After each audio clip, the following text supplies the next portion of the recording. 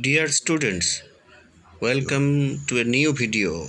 Staff selection কমিশনের MTS পরীক্ষা 2024 form fill up খুব তাড়াতাড়ি শুরু হবে।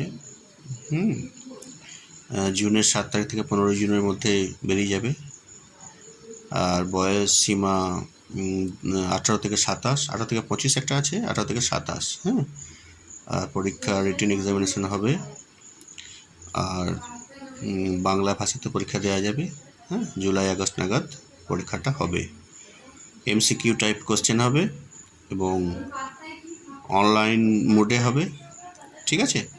আর সিলেবাস হচ্ছে টায়ার 1 বা সেশন 1-এর ম্যাথ অ্যান্ড GI, এটা থাকবে 40টা কোশ্চেন থাকবে, 120 মার্কস, 120 মার্কসের 45 minutes, no negative marks, negative marking থাকবে না।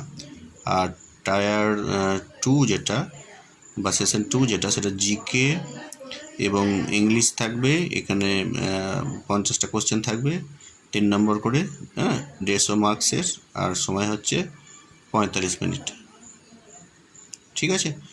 তো যারা HS পাস করেছো এবং মাধ্যমিক যারা পাস করেছো, 18 থেকে 27-এর মধ্যে বয়স যাদের, তারা অবশ্যই এই স্টাফ সিলেকশন কমিশনের MTS এর জন্য ফর্ম ফিল আপ করবে, ঠিক আছে। বেশ, এই সংক্রান্ত আরও জানার জন্য তোমরা পরবর্তী ভিডিওগুলো দেখবে, ঠিক আছে। বেশ, থ্যাংক ইউ।